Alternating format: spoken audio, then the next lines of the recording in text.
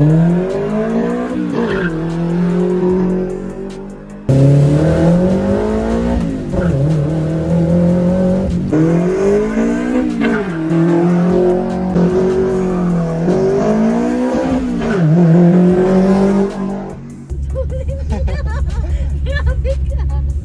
ang gilong. What's up guys? Welcome back again to another vlog. Nandito na nga tayo guys sa iba-vlog natin na 4AG owner type Jeep. Ito nga guys, papakita ko sa inyo. Yun nga pala guys yun. So sa pagkakaalam ko nga guys, yung sabi nga ni sir, 6 days lang daw nyo ito ginamit. Yun nga, may tatanong natin kung bakit na ibebenta. Hey sir, susundan ko po kayo doon. Saan po tayo magbablog? Dito na lang po. Sige po. Papark ko lang po rin ayos. Park muna natin to guys, ang ating Corolla. So yun nga guys, si sir kasi paalis daw siya. Bukas daw ng June 24, 23 kasi ngayon. Pa-flight na ulit si sir, magtatrabaho na siya. Pinabayaan na sa atin yung owner at ibablog na natin ngayon. So ikutan muna natin tong owner.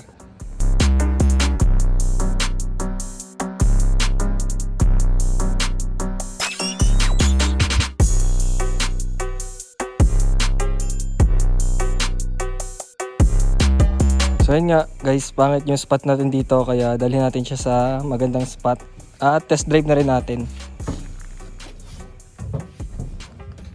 Testing.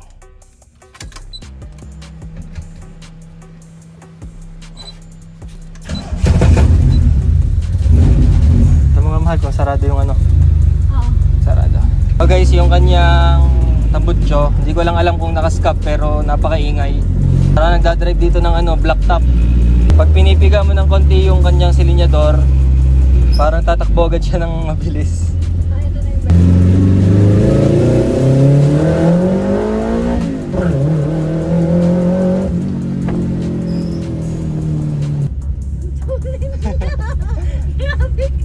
Kakamot ang gilong. Yan. Yan guys, so tinesting ko lang siyang biritin ng konti, pero guys sobrang lakas talaga nitong 4AG na to.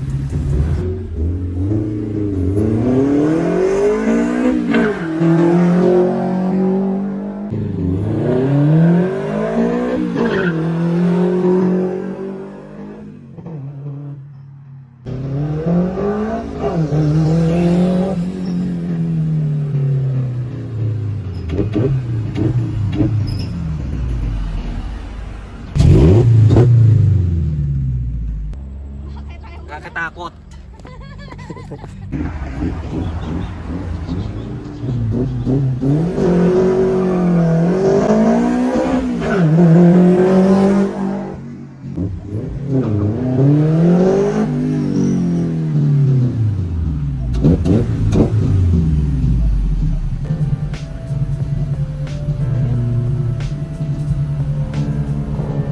Agay! Agay! Ang bilis. Sobra sa bilis. So guys, ito na nga yung iba-vlog natin na owner type Jeep. Yan. So tinesting ko nga siya guys at yan nga, nangangatal pa ako. Nangangatal pa ako. Kasi guys, sa video parang mabagal siya, pero pag kayo nandoon sa mismong POV ko, napakabilis guys. Ang kaya ko lang sa kanya hanggang third gear, hanggang doon. Kasi maikli yung daan, kaya hanggang third gear lang ako. Tapos yung RPM niya ang taas, halos magte-10 na. Yan. So ito nga pala guys ay pinagbebenta. So sabi ko nga kanina, 6 days lang ginamit no may-ari. Ito guys ay build ni K-Mix Performance. Yan, ito. Pakita ko sa inyo. Yan, si K-Mix nga pala guys ay family friend na natin sila. Ang isang araw nga birthday ng daddy, bumisita sila sa amin. Nga, ito nga pala guys ay pure stainless at ang papel nito ay nakapangalan sa anak ni Bossing. Yun. Kaya hindi na kayo mahihirapan kung sakaling gusto nyo na transfer. Kung kayo makakabili, transfer sa pangalan nyo. Yan. So dito muna tayo sa panlabas. Yan. Kagaya nga ginagawa ko dati. Papakita ko lang sa inyo yung mga accessories. So dito nga, ang headlight natin ay LED lights. Yan. Mga gusto nga pala guys bumili ng ganitong ilaw, napakadami nito sa Lazada. Dito kasi sa owner type Jeep, hindi natin kailangan ng mga orig parts. Depende na lang siguro kung purist ka. Yung kanyang signal light. Yung huli ko nga na vlog na 400k, orig yung kanyang signal light. hela yung kanya. Yan. Pag nga pala guys, nagpa-build kayo kay Himigs, ganyan yung mga bumper nila at mabababa. Pero itong kay Boss, hindi naman siya sobrang baba. Yan, para yung ride height niya is parang pangkotse. Yan lang yung nasa unahan. Tapos naka ano nga pala siya guys, naka Gemini suspension. Ngayon kasi sa mga owner, mas maganda na naka Gemini suspension kaysa sa Molye. Ang kagandahan naman guys, pag naka Gemini suspension, yun nga, may play yung ating suspension. At pag nag ano naman tayo, Molye naman ginamit nyo, matagtag siya, pero yung durability ng Molye, eh tatagal talaga. Ito tatagal din naman to, kaso nga lang, habang tumatagal kasi, kapag naka Gemini suspension, lumalangit-ngit siya. Yun. Pero madami pa naman tayong parts na meron yan. Kaya makakabili kayo kung saan, kahit saan. Tapos naka ano nga pala to. Yan, favorite to ng mga mahilig sa Honor. Ito lagi yung gusto nila na mags, yan Atara. Shoutout nga pala kay JB Sandoval, yan kung gusto niyo kumuha ng mga ganyang Atara na malalapad, yon sa kanya kayo kumuha. At kung wala naman sa kanya, pwede rin kayo kumuha sa akin, mas mahal nga lang. Si JB lang talaga yung nagbabagsak dito sa mga owner type jeep na ganitong mags. Hindi talaga yung makakahanap pala kasi siya lang ang nagbabagsak ng ganyan. So yung mags niya ay 15 by parang by 8 or 9. Yan. At nakaano siya, Atrezo na RO1 Sport. Yan. Yung kanyang series ay 50 series, 19550 1582V. Yan. Ganitong tindig ng owner nyo. Yan. Ganyan ang gamitin yung spec ng mags at tires. So hindi siya meaty, sakto lang. Syempre guys, yung ating trapal nga, kakaiba yung trapal. So sa atin, sa Team Garute nga, yung mga ginagamit natin trapal is yung mga ordinary lang. Pero tingnan nyo guys. Ang tawag dito? Louis Vuitton. Hindi, Louis Vuitton yung style niya. Diba? Stig. Ayan. Kompleto nga pala guys ang trapal nito. Sabi ni Boss, sasama na yung lahat. Hindi pa nga ito napunasan. Nakalimutan ng punasan ni Boss. Pero okay lang. Malinis na naman siya. Tapos yun nga, meron tayo dito ang fender. Ayan. Hood. Gusto ko nga guys yung ganito na hood kesa dun sa lagi nating ginagawa na may butas dito, na may acrylic glass. Yun naman guys ay gusto ng client namin kaya naglalagay tayo ng ganun. So kung mabibili nyo to, kung gusto nyo rin may design yung hood nyo, pwede nating pagawa ganun. Yan. Tapos yung kanya nga pala guys na side mirror, yan, natutupi ito. Gaya na sa mga kotse, meron din siyang sariling pindutan.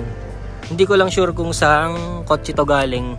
Meron yung pindutan dun sa kaliwa. Yan, papakita ko sa inyo. So, i-on na rin natin para pakita ko sa inyo kung nagana ba talaga o hindi. Let's go. Switch on lang natin. Sobrang intense na pagbira ko kanina. Pati wiper napagana ko na. Ano nga ba to? Yung natupi lahat. Goods. O, diba? Astig. Hey. Ganito, meron din silang design dito. Kumbaga, dagdag detail sa owner. O, diba? Kakaiba. Unique. Tayong hawakan dito. Ano pa bang meron dito sa panlabas natin? Yan. So, yun nga. Ang owner nga natin ay pure stainless nga. So, may sound system nga rin pala yan. Mamaya papakita ko sa inyo. Okay, meron pa rin tayo dito na tailgate. Yan. Mas maganda talaga guys, laging may tailgate. Meron nga pala akong bagong tropa na nag-ask sa akin kung mas maganda daw kung may tailgate o kaya yung kompleto yung ganito. So sabi ko sa kanya, mas maganda talaga kapag may tailgate kasi pre ng urig na form ng mga owner type jeep. Kaya yun, pinaano niya yung kanya. Kaya shoutout kay Bossing, alam niya kung sino tinutukoy ko. Yan, tropa kami noon. Yan, tapos naka LED nga pala yung ating mga brake lights. Yun lang ang panlabas natin dyan. Naman tayo guys sa interior nga. Yan ito. Pagdating ko kanina, sabi sa akin sir, bago daw to, binili daw niya sa India. Yan, siguro orig to na Momo. Yan, so naka steering wheel tayo. Kompleto yung ating gauges, nagana yung lahat, kita ko kanina. At ito may fuel gauge guys. Nagana rin yan, working yan. Tapos naka pedals, naka upuan tayo dito na bride. Yan. At naka tayo takata na seat belts. So ito guys, bago tong upuan na to, naaarawan lang siya kaya medyo nag-fade na. Yun ang hirap guys sa kulay pula na upuan. Baga mabilis nga siya mag-fade gawa ng kulay niya. Pero pag mga black, medyo matagal naman. Pero bago to mga boss. Yan. Tapos tayo dito. Yung cambio niya maganda. Hindi to nahuhugot. Yan, so meron tayong lalagyanan dyan. Gusto nyo maglagay ng kung ano-ano. Yan. At tayo dito mga boss. Sound system. Yan. Pioneer. Simple lang pero maporma yung dating dito sa owner natin. Yan, meron din tayo dito na acrylic glass. Yan. Pwede pala itong matanggal mga boss. Pwede itong tanggalin. Kung trip nyo, kung magkakarshow kayo, yan, pwede nyo tanggalin yan. Yan. Yun lang yung interior natin.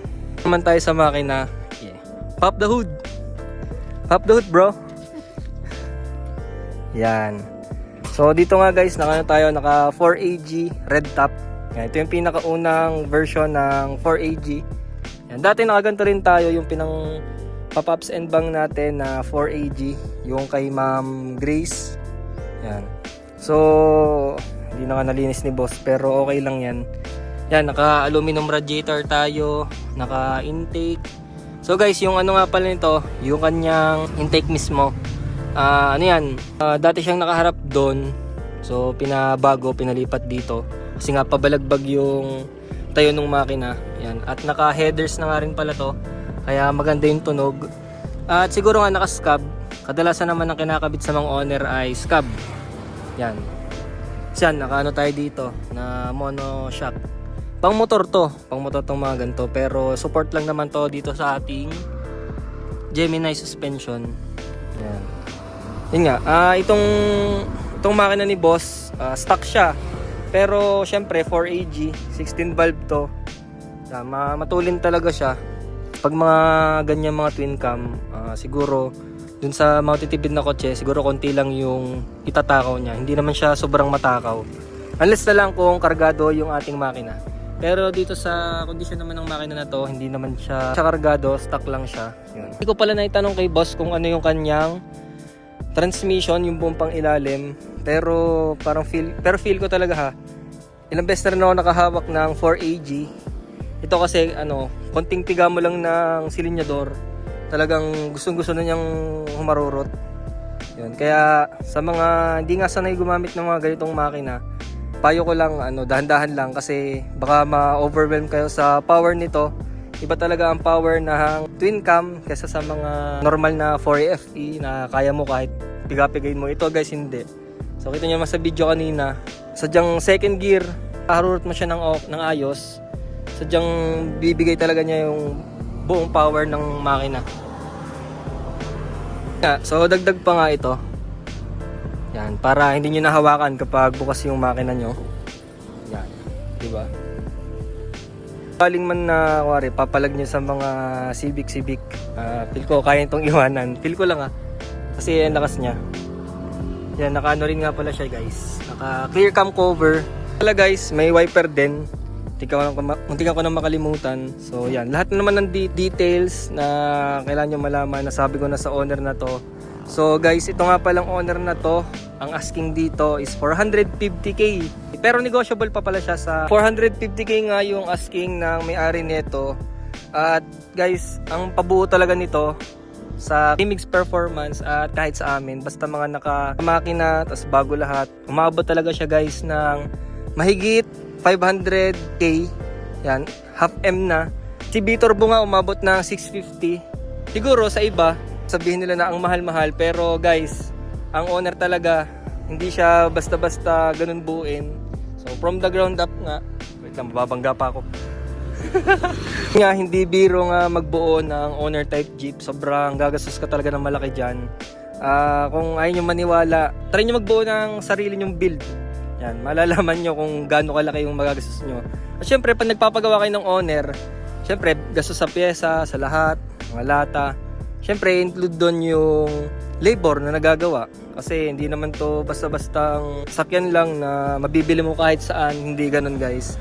So sa Cavite madami, sa Lipa, ang kilala ko lang talaga sa Lipa ay yung amin at si Ma'am Ben. Yung part hindi ko pa na pero siguro banda-banda dyan meron tayong mabablog na mga owner na malalapit sa atin na nagbibuild din. Gusto nyo nga guys mapuntahan to, So sa ano to sa Tagaytay, pero next week siguro pag di na ako busy, kukunin ko na to. Pag nag-walk-in kayo, yon sa amin nyo siya makikita sa Lipa, Batangas. Kasi si Sir bukas ay alis na June 24, yun nga sa barko. Yan. Kaya nga pala guys, to binebenta nga, ang tunay na rason ni boss ay ayaw daw ng asawa niya kasi hindi daw marunong mag-manual. Si Sir lang daw nagamit nito, 6 days lang daw to ginamit. At bibili na lang daw sila ng van. Hindi ko lang alam kung anong van. So magbaban na nga lang daw sila. Hindi naman ayaw nung asawa ni Sir. Ang gusto lang ng asawa ni Sir ay sana ay automatic. Pero wala tayong magagawa sa asawa niya, manual yan. Kahit ako, pag nagkasawa ako, ayoko ng automatic.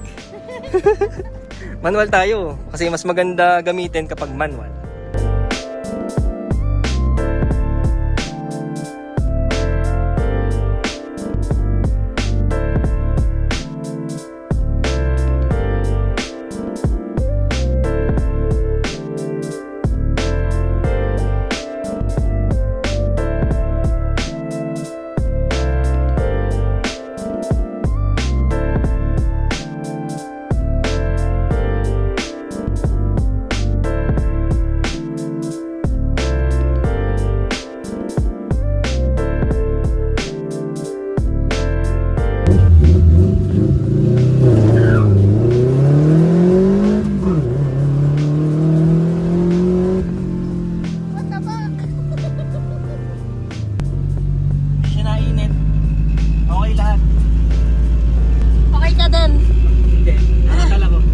Kasi sobrang bilis, di ko kaya.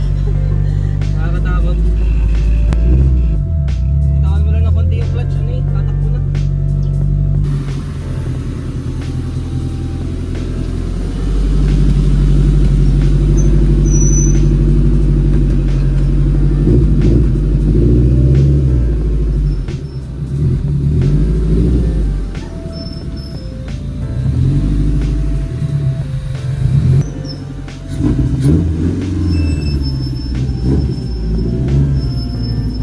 Sige kuya, buksan mo.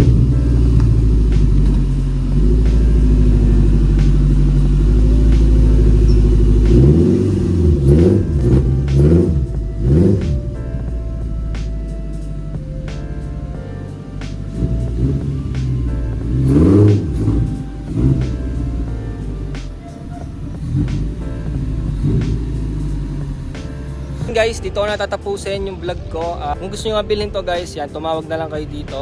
Yan, ako makakausap nyo. So thank you for watching. Don't forget to like, comment, share, and subscribe.